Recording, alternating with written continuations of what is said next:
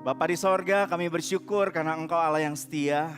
Engkau menciptakan kami dengan begitu unik dan Engkau mempercayakan hidup ini kepada kami.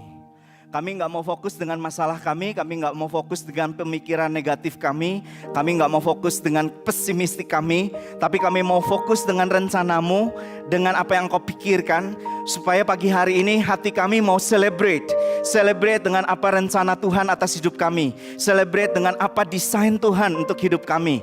Dan kami mau menjalani hidup kami bukan dengan kekalahan, dengan mental sebagai seorang yang tidak punya harapan, tapi kami mau celebrate hidup kami karena Engkau menyediakan kekuatan, pemeliharaan Tuhan. Bahkan Tuhan menyediakan masa depan yang penuh harapan bagi setiap kami. Karena itu bantu kami untuk mengenali isi hati Tuhan, hatimu Bapa di sorga tentang diri kami. Terpuji namamu. Kami minta Engkau berbicara kepada setiap kami. Kami berdoa bersyukur demi nama Tuhan Yesus. Sama-sama kita katakan amin. Selamat pagi, silakan duduk.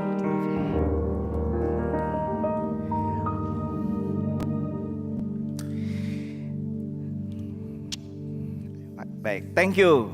Pagi ini kita mau bicara tentang sesuatu yang sangat penting dan setiap orang akan melaluinya. Ada yang berhasil dan kemudian mereka menikmati hidup mereka, ada yang gagal. Saya berharap setiap kamu menjadi orang yang berhasil, supaya kamu pada akhirnya bisa enjoying yourself. Dan kemudian kamu bisa mencintai dirimu, sebab kamu gak bisa mencintai orang lain selain kamu mencintai dirimu sendiri. Kamu gak bisa terima dirimu, bagaimana kamu bisa menerima orang lain. So poin ini adalah yang sangat-sangat penting buat saya, terutama di usia kalian semua. Waktu kita SD, TK kita gak mikirin ini, bodo amat dengan semua itu. Tapi waktu kita masuk pada masa pubertas, pada waktu kita menjadi teenage, menjadi remaja, kita mulai berpikir, siapa saya? Kenapa saya begini? Kenapa saya berbeda daripada orang lain? Kenapa kulit saya begini? Kenapa bentuk tubuh saya begini? Kenapa ekonomi keluarga saya begini? Kenapa keluarga saya tidak seperti keluarga yang lain? So, pemikiran itu akan dilalui oleh semua orang. Tapi sekali lagi, ada yang kalah dengan pemikiran itu, ditaklukkan, ditawan, sehingga mereka hidup puluhan tahun tapi gak tahu siapa mereka. Tapi ada yang berhasil melewati itu dan kemudian mereka menyadari betapa indahnya hidup mereka. Ayat firman Tuhan yang kita mau baca pagi ini adalah dari Mazmur 139 ayat 13 sampai dengan 14. Yuk kita baca bareng-bareng. 1, 2, 3. Sebab Engkaulah yang membentuk buah pinggangku, menenun aku dalam kandungan ibuku. Aku bersyukur kepadamu oleh karena kejadianku dahsyat dan ajaib apa yang kau buat, dan jiwaku benar-benar menyadarinya. Seperti tadi saya bilang, tadi Grace juga udah ngomong. Wah Grace, kita belum pernah ngobrol, belum pernah diskusi, tapi kamu mention beberapa kalimat sentence yang buat saya, wah kamu juga sedang berada di tempat itu dan itu hal baik ya Grace ya. Dan saya bersyukur. Kenapa? Karena kita bisa satu pikiran, satu dunia pergumulan. Sebab setiap orang itu akan bertanya-tanya tentang siapa saya, terus kenapa saya ada di dunia ini, kenapa dan bagaimana saya menghidupi. Ini pertanyaan sepanjang manusia hidup, sepanjang zaman. Who am I? Saking begitunya banyak teori, termasuk teori ini. Ada yang masih percaya teori ini? Wah, kita berasal dari keturunan ape begitu. Kita berasal. Tapi kenapa ya? Teori itu keluar. Teori itu keluar karena sebuah pertanyaan dari dalam diri. Siapa kita? Siapa saya? Kenapa saya hidup? Dan sampai kapan saya hidup? Saya nggak tahu kamu masih mempercayai ini atau tidak. Memang kita masih belajar di ilmu pengetahuan karena sebagai sains ya. Tapi ini adalah teori. Teori yang diciptakan oleh manusia karena sebuah keinginan menemukan jawaban. Siapa saya? Kenapa saya ada di dunia ini? Dan sampai berapa lama? Lalu bagaimana kita akan hidup bersama-sama? Puji Tuhan, Tuhan punya jawaban. Tuhan punya jawaban dan ayat yang tadi kita baca. Tuhan yang membentuk kita, Tuhan yang menenun kita. Dua kata itu dalam bahasa Ibrani-nya sangat luar biasa. Kalau Tuhan ciptain gajah, Tuhan tinggal ngomong gajah. Tuhan tinggal ngomong pohon beringin. Tuhan tinggal ngomong tanaman anggur. Tuhan tinggal ngomong misalnya itu ada elang. Tapi untuk manusia, Tuhan pakai tangannya sendiri. Makanya pemazmur bilang dengan dua kata yang luar biasa. Tuhan menenun kita, Tuhan membentuk kita. Efesus 2 ayat 10 bilang, kita ini diciptakan Tuhan, kita ini adalah dibentuk sama Tuhan. Tuhan sendiri yang mendesainnya, Tuhan sendiri yang membuat kita itu seperti apa adanya kita saat ini. Jadi saya dan saudara itu adalah masterpiece-nya Tuhan. Tuhan yang merencanakan, Tuhan yang memikirkan bentuk rambut kamu, bentuk tinggi kamu, bentuk tubuh kamu, bentuk telinga kamu, bentuk hidung kamu. Semuanya itu Tuhan bentuk dengan sendiri. Dan yang uniknya, setiap cetakan sudah terjadi, cetakan itu dihancurkan oleh Tuhan, sehingga di dunia ini tidak pernah ada orang yang sama persis seperti kamu, sekalipun kamu adalah seorang kembar identik. Walaupun kembar identik, tapi cetakannya dua yang berbeda, sehingga saya dan kamu bisa mempercayai bahwa kamu adalah satu-satunya makhluk yang seperti kamu di dunia ini. Bilang sama kiri kanannya, kamu tuh masterpiece-nya Tuhan. Saya tuh kagum dengan karya-karya seni, termasuk ini. Coba bayangin, ini di tebing. Gimana ngebangunnya coba? Sebelum ngebangunnya, yang saya kagum adalah orang yang mikirnya. Kalau kita ngelihat tebing, kita pikir apa? Wah, nggak bisa diapa-apain. Tapi kalau lihat ini, dahsyat banget. Gimana ya membuat fondasinya? Oh, kamu yang kuliah arsitektur dan senang building, teknik sipil mungkin mulai bisa memikirkannya. Saya nggak kesana mikirnya, tapi saya kagum. Terus bawa kayu-kayu itu di tebing itu gimana caranya? Dan ini bukan lukisan, ini betul-betul ada. Kalau kamu sempat nonton Karate Kids, itu ada adegannya di sini bukan? Dan betul ada. Bukan hanya asal pasang, kayunya dipasang begitu, diukir. Gimana cara ngukirnya? Mereka masuknya dari mana? Jalannya dari mana? Saya sangat kagum, amazing banget. Di Indonesia kita punya temple Borobudur. Itu bawa batunya gimana coba? Itu batu-batu gede, bawa batunya gimana coba? Wah, saya amazing. Tapi teman-teman, itu baru manusia yang diciptain sama Tuhan. Bayangin, Tuhan yang nyiptain manusia, yang nyiptain ini lebih gede lagi, lebih luar biasa lagi. Dan kalau karya manusia itu sampai sekarang masih bisa dilihat betapa mengagumkan, saya mau kasih tahu, kalau orang lain lihat kamu, mungkin orang lain kagum sama Tuhan terhadap apa yang Tuhan ciptakan buat diri kamu. Persoalannya, sering kali yang terjadi, kita gak pernah kagum dengan diri kita. Kita malah ngelihat yang jeleknya aja. So, setiap kali kita ketemu dengan Tuhan, kita bertanya, why like this? Why? Gak bisa lebih bagus kah? Kenapa engkau ciptakan aku seperti ini? Gak bisa lebih baik kah? Itu membuat hati Tuhan sedih. Sebab pada kenyataannya di seluruh dunia ini, dengan semua manusia yang miliaran orang itu, tidak pernah ada satupun seperti kamu. Nama bisa sama, dan tempat lahir bisa sama, tanggal lahir bisa sama, jam lahir bisa sama. Tapi kamu gak pernah ada sama sepanjang sejarah manusia. So, apa responnya yang Tuhan minta dari kita?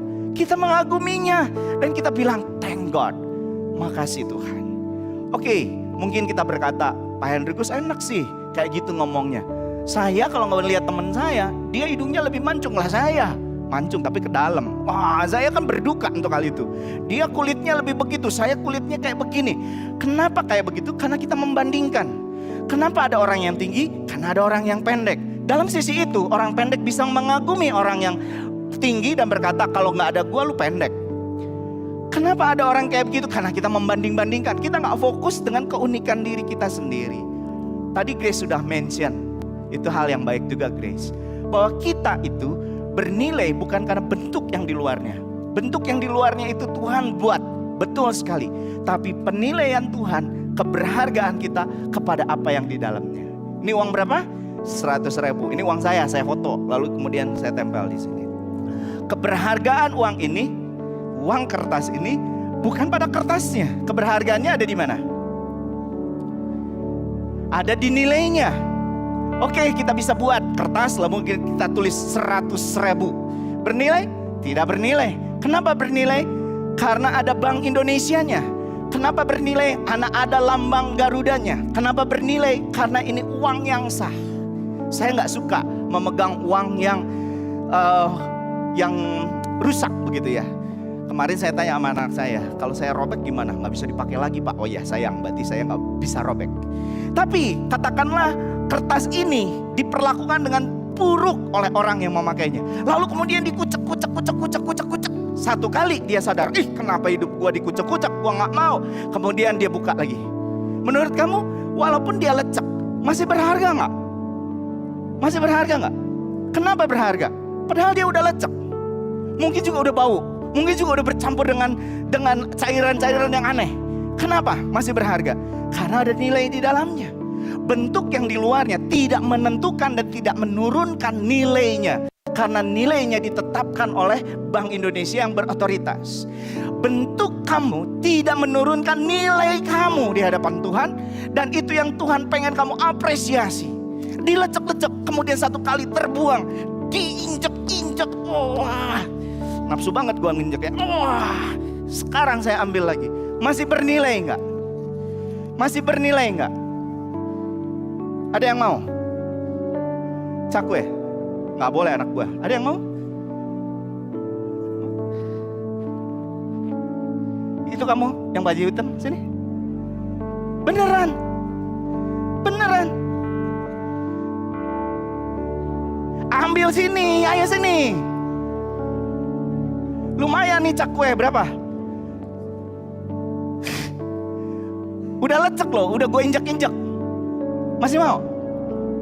Udah gue injek-injek tadi. Tadi nggak tahu sepatu saya nginjek apa nih. Nggak apa-apa. Kenapa? Karena masih bernilai. Asik.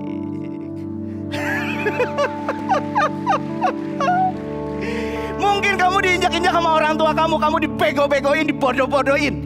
Orang tua kamu hajar kamu, orang tua kamu nggak menghargai kamu. Sekali lagi saya mau kasih tahu, itu tidak menurunkan harga kamu di hadapan Tuhan. Jadi jangan mau menjadi budak terhadap perlakuan orang lain. Rise up. Lalu kemudian kamu dihina sama guru kamu, dihina sama teman kamu, bodoh kamu, dibully. Rise up. Sebab kamu diciptakan oleh Tuhan, masterpiece-nya Tuhan. Dan itu gak ada satu pun di dunia ini. So enjoy yourself. Dan ekspresi penyembahan terbaik kepada Allah adalah kita bersyukur terhadap diri kita, siapapun kita, latar belakang kita, orang tua kita, keadaan kita, kemampuan intelektual kita, kemampuan kita berrelasi dan lain sebagainya. Itu adalah diri kita, dan worship yang terbaik adalah thanks God for me. God, thank you very much. Tapi memang gak boleh berhenti di situ. Sebab hidup ini bukan hanya untuk menikmati diri sendiri. Oh ya saya memang begini, saya senangnya nonjok orang, jadi saya nonjok aja sama kamu, bodo amat kamu mau terima apa enggak. Enggak begitu. Emang saya begini, saya senangnya itu jelek-jelekin orang, jadi saya pengennya begitu. Enggak bisa begitu. Sebab Tuhan mendesain kamu untuk sesuatu yang baik, yaitu rencananya Dia. Dan untuk sampai ke sana, pertama, kamu terima dulu diri kamu sebagai masterpiece. Thanks God. Dan kemudian kamu menemukan kelebihan-kelebihan kamu. Lalu kamu menentukan dirimu kemana kamu bisa dipakai sama Tuhan. Banyak orang sekolah asal lulus, rapornya bagus. Dan habis 6 tahun di SD, 6 tahun di SMP 3 tahun, SMA 3 tahun, 12 tahun. Kemudian ditanya, 12 tahun kamu tahu nggak kamu itu mau jadi apa?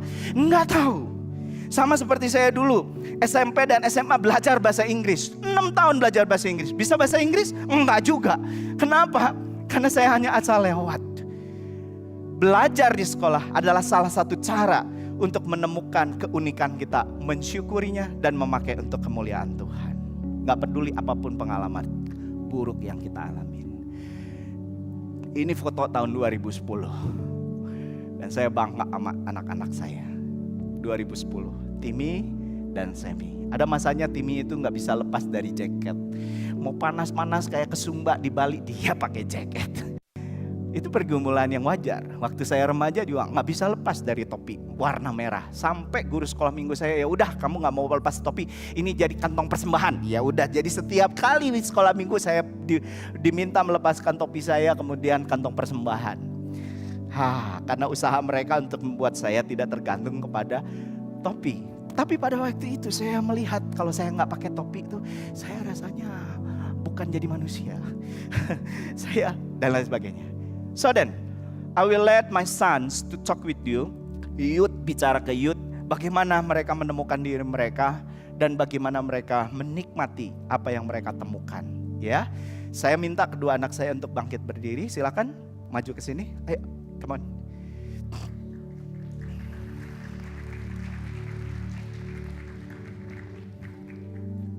Saya pernah bergumul sama Tuhan, kenapa tinggi saya hanya segini.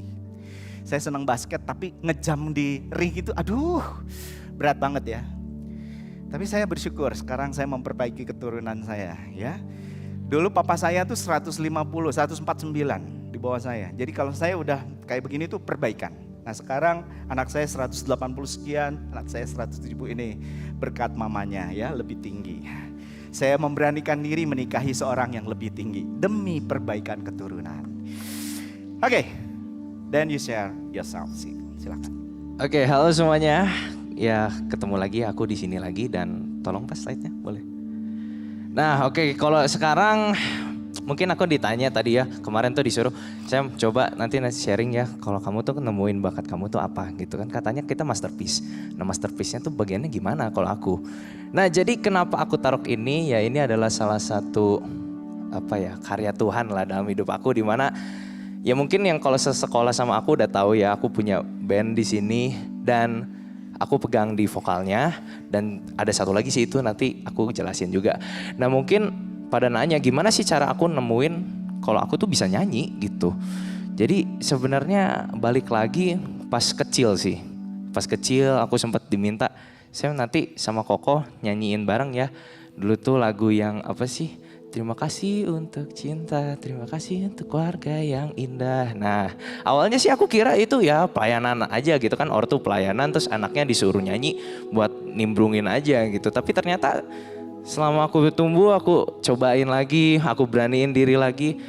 Ya ternyata beneran ini salah satu bakat yang Tuhan kasih buat aku gitu. Jadi sebenarnya cara buat kita nemuin tuh gasin aja gitu, kita jangan takut untuk mencoba gitu.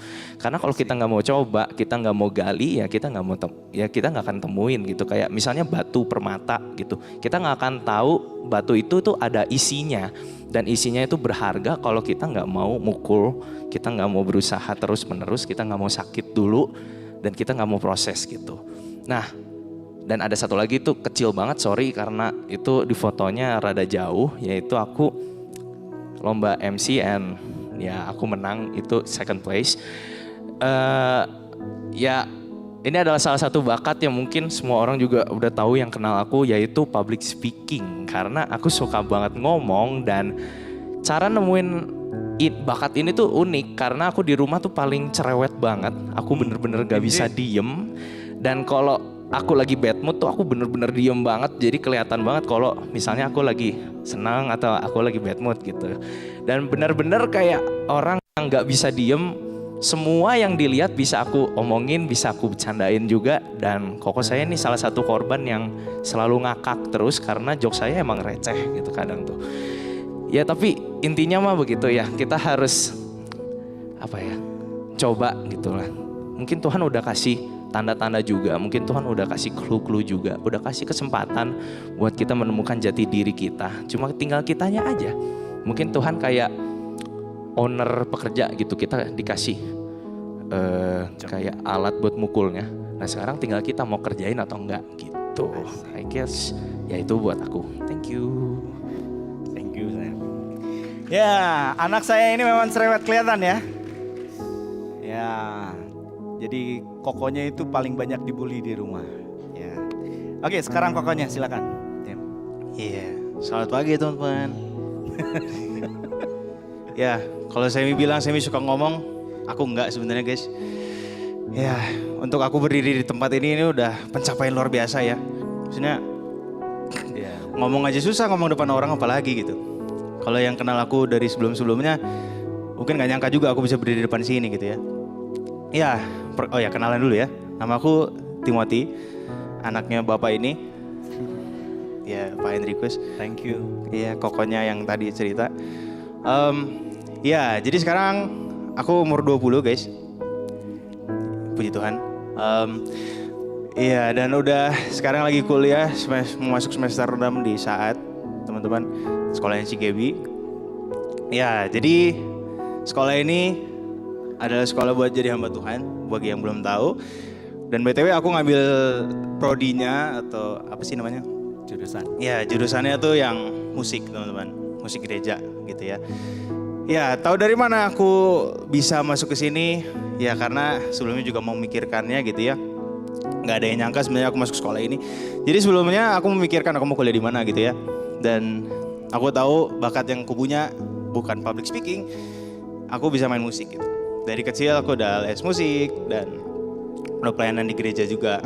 Awalnya aku masuk UPH. Cuman why akhirnya belok jauh banget ke Malang ke saat karena ya Tuhan panggil aku gitu ya. Ngelihat di gereja mungkin butuh orang yang apa ya pegang musik ibadahnya di gereja gitu. Dan akhirnya aku ke saat. Aku masuk ke saat dengan kondisi kepala masih bukan kosong ya. Maksudnya tentang teologi aku nggak tahu apa-apa. Musik ya aku cuma tahu klasik gitu ya. Mungkin teman-teman yang les juga tahu baca not balok, cacing-cacing itu ya. Ya cacing. Apa? Toge itu. Ya. Ya kayak gitu-gitu tuh. Aku cuma tahu itu. Itu yang aku bawa. Dan aku nggak tahu rencananya Tuhan, aku bakal dibentuk kayak gimana, aku bakal bisa kayak apa ketika masuk saat. Ya, dan puji Tuhan, Tuhan udah kerjain banyak hal di kehidupanku ya. Tuhan kasih lihat step by step, kecil apa sedikit demi sedikit tentang bakat yang Tuhan udah kasih itu bisa dipakai buat apa. Kalau tadi ditanya tentang masterpiece, kita tuh masterpiece yang seperti apa? Ya Tuhan udah kasih lihat sedikit-sedikit ke aku. Buktinya, ini bisa di next gimana ya? Set. Gimana playnya? Ya teman-teman kalau yang pernah ikut SYC mungkin tahu lagu ini, boleh dikecengin. Yang selamatkanku hidup dalam-Mu Tuhan, Kau yang selalu ada dalam setiap langkahku, pilihanku, ku menang bersamamu.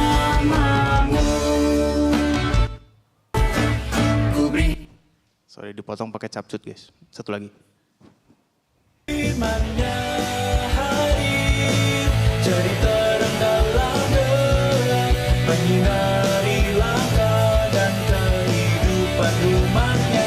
Anak Allah datang, selamatkan dunia, menyatakan kasih-Nya.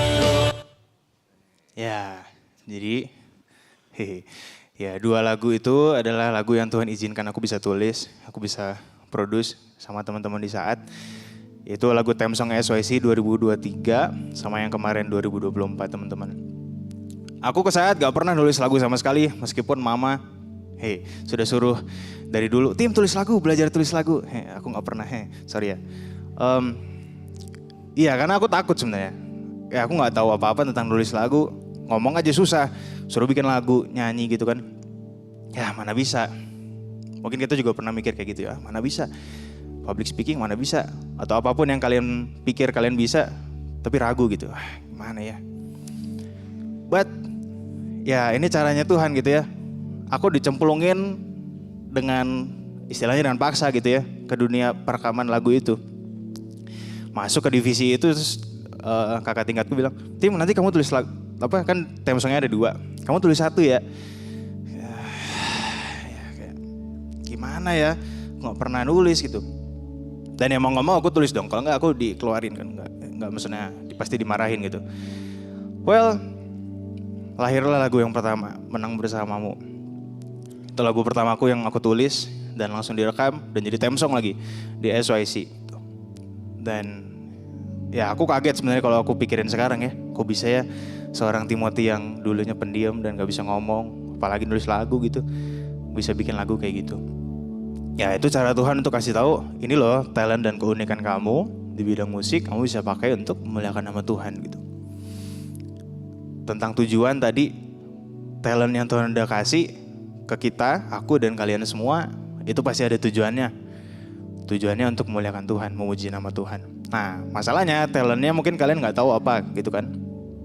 Kayak aku biasa aja, aku nggak bisa musik, aku nggak bisa ngomong di depan, aku sekolah ya biasa-biasa aja. Ya itu proses kalian untuk cari, tanya sama Tuhan, keunikan kalian, talent kalian itu apa. Dan tadi jangan peduli sama kata orang mungkin ya. Mungkin kata orang baik untuk evaluasi kita. Oh sebenarnya aku nggak bisa nyanyi gitu. Misalnya kalau orang bilang suara lu sumbang, ya mungkin betul. Dipikirkan memang. Tapi jangan too much. Kita harus lebih perhatian, lebih anggap penting omongannya siapa? Omongannya Tuhan. Gimana cari tahu apa ya tujuan dan purpose yang Tuhan kasih sebagai masterpiece-nya Tuhan? Ya dengan tanya langsung ke Tuhan. Doa, saat teduh dan segala macam. Teman-teman masih saat teduh gak ya? Semoga ya. Maksudnya tanya sama Tuhan, baca firman Tuhan, itu membantu kita untuk konfirmasi apa yang kita punya, talent yang kita punya ini, itu memang part of kita yang kita pakai untuk memuliakan nama Tuhan. Jadi itu kisahku. Nanti ditunggu ya kisahnya teman-teman sekalian, ceritain ke Cigebi semuanya. Sorry Cigebi. Thank you teman-teman. Oke, thank you Tim, thank you Sam. Proud of you. Lebih senang lihat anak-anak saya daripada saya ya. Saya udah ketuaan. Thank you Hasan. Oke. Tuhan tuh punya rencana yang gede buat setiap saya dan saudara.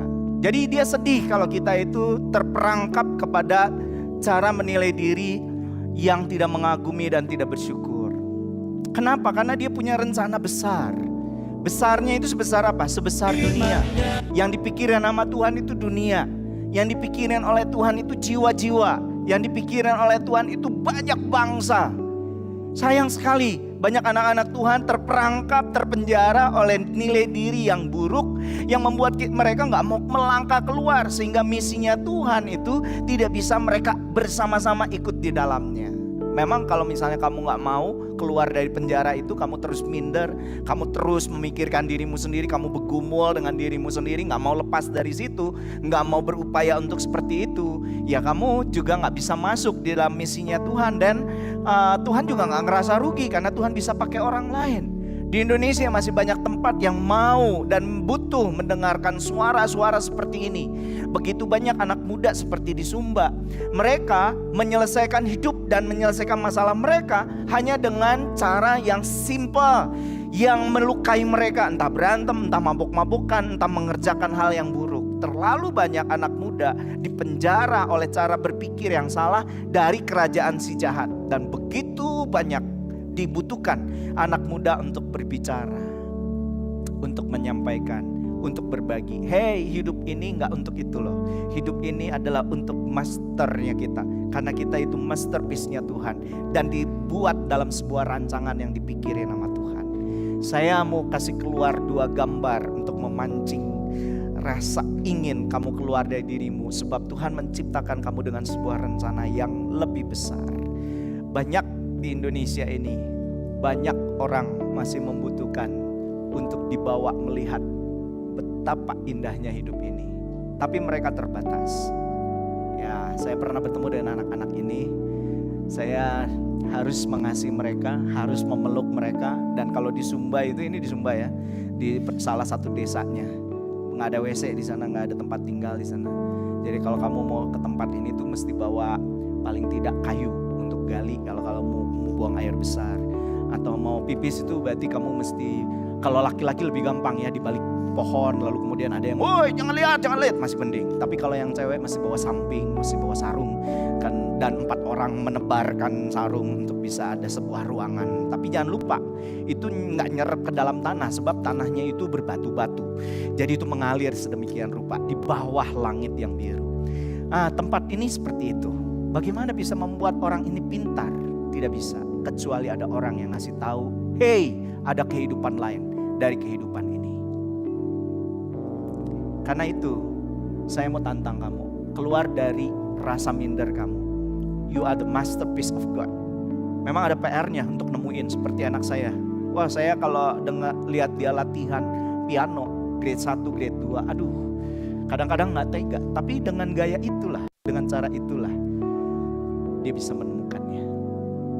You are the masterpiece of God. Find it, live it. Dan itulah sumber kebahagiaan kamu. Amin. Yuk kita doa. Bapa di sorga, terima kasih karena Engkau menciptakan kami unik. Dan kami nggak mau percaya pada tipuan si jahat bahwa kami ini nggak berharga. Kami nggak mau dipenjara oleh perlakuan manusia, perkataan manusia, sehingga kami nggak bisa seperti apa yang Tuhan inginkan. Tuhan, kami mau menang di tahun 2025 ini. Kami mau memulai dengan melihat Engkau, fokus pada rencanamu, fokus pada apa yang Kau pikirkan tentang diri kami.